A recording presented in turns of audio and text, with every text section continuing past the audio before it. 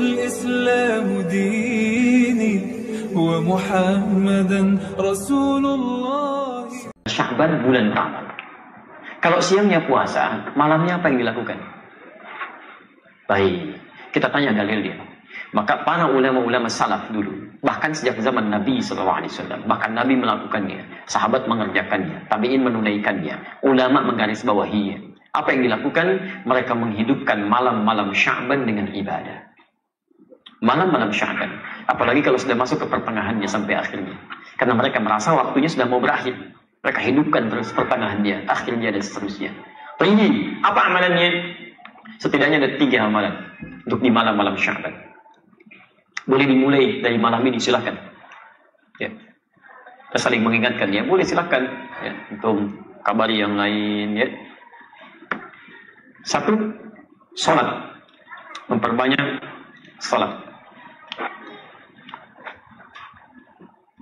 2, berinteraksi dengan Al-Quran, tilawah Al-Quran, mau baca, mau pahami, kan?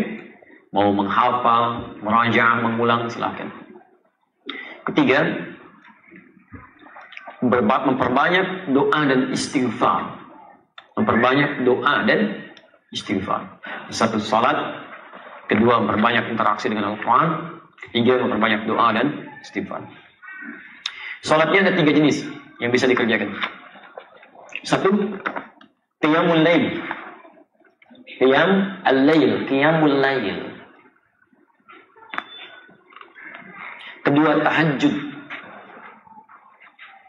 3, witir. Qiyamul lail, tahajud, witir. Baik, kalau secara bahasa, qiyamul lail itu semua salat yang dikerjakan di malam hari. Salat pada malam hari. Tapi kalau spesifik istilah fiqih, qiyamul lail itu adalah salat yang dikerjakan pasca salat isya dan sunnahnya tanpa diawali dengan tidur terlebih dahulu. Ini untuk membedakan dengan tahajud. Kalau qiyamul lail, Anda sudah salat isya, kemudian salat sunnah, lalu Anda salat di situ 2 rakaat, 4 rakaat, 6 rakaat, tutup dengan witir 1 rakaat atau 3 rakaat. Itu disebut dengan qiyamul lail. Di luar bulan Sya'ban, umumnya salat ini dikerjakan bagi orang yang belum tentu bangun di malam hari. Karena terlampau lelah misalnya, diduga tidak bisa bangun malam, maka dia salat terlebih dahulu sebelum tidur, tutup dengan witir sebelum tidur. Jelas ya? Tapi di bulan Sya'ban tidak harus menunggu itu. Ya silahkan, nggak apa-apa. Begitu selesai isya, salat sunnahnya, menjelang tidur Anda salat dulu 2 rakaat, 4 rakaat, kan? 6 rakaat, kemudian witir, dan boleh malamnya tahajud lagi. Setelah Anda tidur, silahkan, nggak ada masalah. Ya. Nah, dalam konteks qiyamul lail ini, ya, isyarat di Qur'annya jangan mempersulit, mudahkan. Bahkan bacaan-bacaannya pilih yang paling mudah. Ya. Quran surah ke-73 ayat 20. Faqra'u ma tayassara minal Qur'an. Silakan baca yang mudah-mudah, ringan-ringan dari Al-Qur'an. Silakan. Ya. Dan ringan itu bisa relatif ya. Ringannya Nabi itu 100 ayat Al-Baqarah. Ringan itu ya. Masya Allah. Antum ya demikian. Qul huwallah ya. Kemudian Anas rakaat kedua. Hari keduanya tambah lagi Ad-Duha, setelahnya Alam Nashrah. Naik lagi. Ya. Jadi kalau bisa begini, saran saya, hidupkan di keluarga. Dengan anak-anak boleh kok jamaah. Boleh untuk memberikan bimbingan. Boleh ya, tahajud atau qiyamul lail berjamaah untuk memberikan bimbingan itu sah. Seperti Nabi pernah menjadi imam bagi Abdullah bin Abbas radhiyallahu taala anhuma. Salat malam. Ada di Abu Dawud nomor hadis 1365 ketika di rumah Sayyidah Maimunah. Ibnu Abbas salat di belakang. Ya, kemudian setelah itu ditarik oleh Nabi sampai sejajar begini. Itu salatnya sedang tahajud. Awas, hati-hati.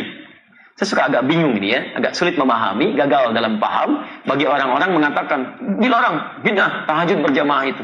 Tapi Anda menjadikan hadis ini untuk membenarkan imam dengan makmum dalam posisi sejajar. Jadi kalau ada satu imam dan pasti imamnya satu, ya, kemudian ada makmum 1 orang, makmum berdiri di sini. Anda katakan posisi imam dengan makmum itu sejajar begini.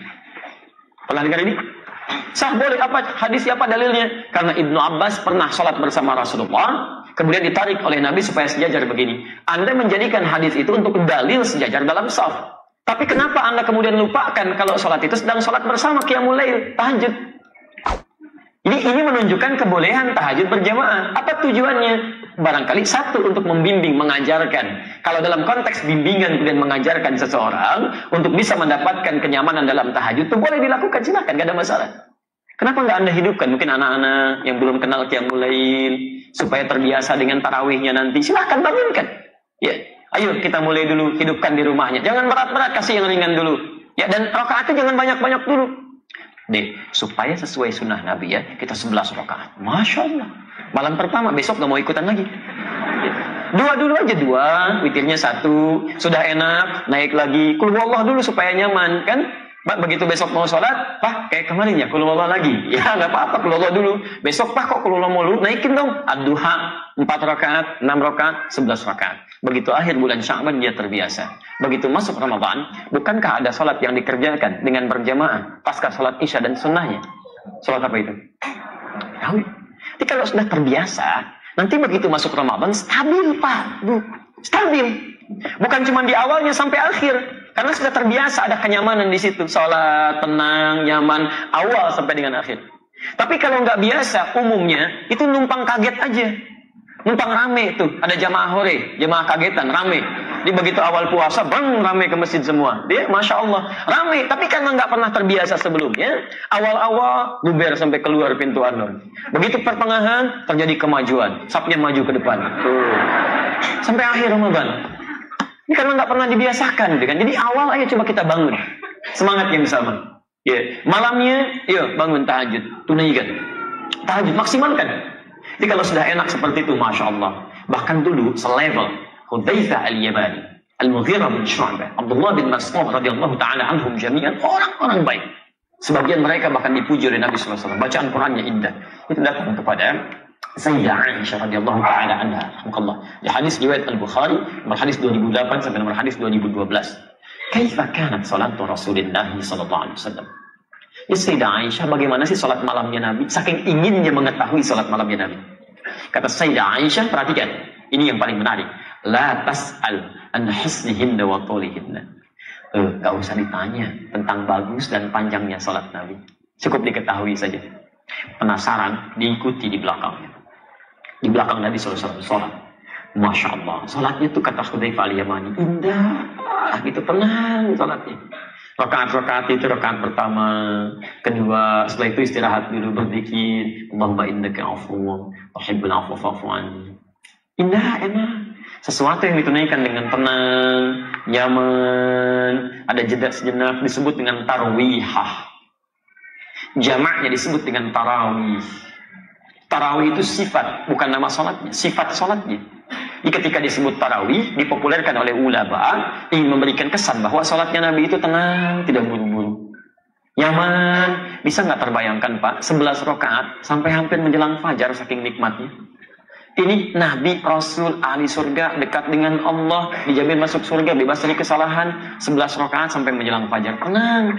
Ini Anda Nabi bukan, Rasul bukan, belum jadi ahli surga, belum tentu dekat dengan Allah, 23 rakaat, 7 menit.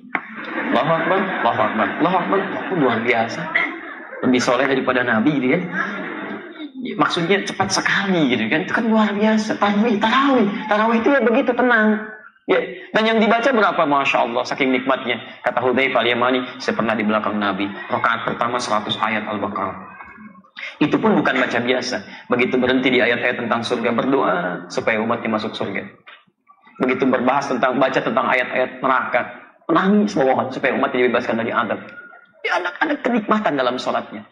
Bahkan Masya Allah pernah di belakang Nabi dikira 100 ayat Al-Baqarah selesai, ternyata nyambung semuanya Al-Baqarah 186. Rakaat pertama dikira akan ruku, kata Abdullah bin Mas'ud, ternyata Ali Imran disambungkan sampai 200 ayat.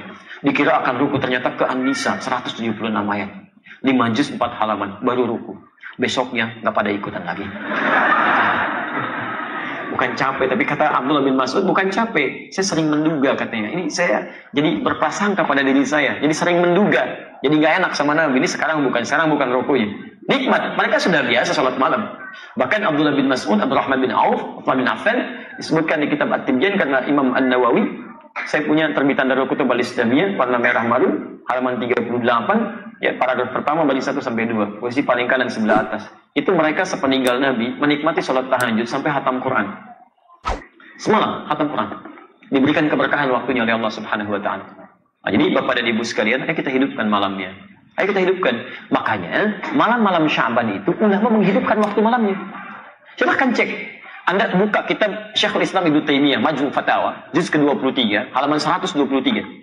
Ya, disebutkan dengan redaksi berbeda, substansi yang sama di kitabnya Syekh Ibnu Mulakin Asy-Syafi'i atau Mulakin Asy-Syafi'i di kitab At-Tawdih halaman 444. Itu Masya Allah, ulama-ulama salaf dari zaman sahabat, tabi'in dan setelahnya itu selalu menghidupkan malam Sya'ban, pertengahannya apalagi sampai ke akhirnya, karena merasa bahwa ini akan berakhir nih, jarang-jarang bisa dihidupkan. Ada yang salat tahajud, qiyamul lail, baca Quran, Masya Allah, dihidupkan oleh mereka. Ya, dihidupkan. Dan ada yang memanggil ayo orang lain untuk ikut sama-sama hidupkan malamnya. Ya, bukan dalam konteks ikut mengadakan ini itu, bukan. Ya, tapi dalam konteks menghidupkan malamnya. Diajak orang lain, ayo coba hidupkan. Ada yang ke masjid, ada yang di rumah, ya, baca Quran macam-macam. Ada yang Yasinan, ada yang Baqarahan, Ali Imranan, An-Nisaan, ya, Al-An'aman, Al-Arafan. Ya, ini tidak harus Anda batasi. Malam nisfu Sya'ban, pertengahan Sya'ban, ini sunnahnya cuma Yasin aja ya, sekian kali, yang lain tidak. Itu tidak tepat. Silakan yang mau baca ayat apa saja silakan. Gak ada masalah di sini. Anda baca Yasin, silakan. Al-Baqarah, silakan. Ali Imran, silakan. Silakan populerkan. Nanti antum mau baca apa? Saya Baqarahan, Masya Allah. Antum Ali Imranan, Masya Allah. Antum Al-An'aman, Masya Allah. Yang sana apa? Yasinan. Sudah selesai. Baca, pahami isinya, amalkan isinya. Itu poinnya. Jangan dibaca sekian kali, tapi nggak paham artinya. Ya, itu walaupun ada pahalanya, tapi maknanya nggak kita dapatkan dalam kehidupan. Jadi jangan meributkan sesuatu yang memang esensinya tidak kita ketahui, pelajari dulu. Ya, tidak dilarang Anda menghidupkan malam Sya'ban. Yang keliru itu menjadikan malam itu untuk menunaikan sesuatu yang tidak ada tuntunannya. Jadi Anda ngajak orang dengan cara yang salah itu nggak boleh. Walaupun perbuatannya baik, dulu pernah ada masa orang-orang sudah mulai malas untuk menunaikan ibadah. Maka diajak oleh para ulama. Tapi sebagian ada yang mengajak dengan cara yang salah. Memunculkan hadis-hadis yang tidak dikenal riwayatnya. Ya. Pernah dengar ini? Orang sholat di malam pertengahan Sya'ban, nisfu Sya'ban. Sholatnya 100 rakaat. Kan? Dan sholatnya begini, bacanya ini dapat pahala sekian. Pernah dengar? Ya ada riwayatnya. Dan itu bukan palsu hadisnya. Bukan palsu. Tapi palsu banget. Itu cuma Nabi nggak ada. Di kitab hadis palsu pun nggak ditemukan. Nggak ada, karena dulu nggak ada gitu kan. Jadi Anda tidak dilarang kalau ingin menghidupkan malam Sya'bannya, tapi tidak harus melakukan sesuatu yang tidak ada dasar dalilnya. Itu aja poinnya. Ya, kalau ingin menunaikan ibadah silakan, nggak ada masalah. Bahkan Syekhul Islam Ibnu Taimiyah mengatakan orang-orang mulai ke masjid, ada yang berjamaah sholatnya malamnya, tapi hanya sesekali, bukan berarti dirutinkan begitu, tidak. Ya, jelas ya? Baik, jadi hidupkan malamnya, hidupkan siangnya. Baik, kalau sholat malam waktunya kapan? Masa siang? Sholat malam pasti malam. Nggak ada sholat malam siang, kan? Makanya tahajud itu malam, qiyamul lail itu malam, witir itu malam. Kalau siang apa tadi? Puasa. Siang puasa.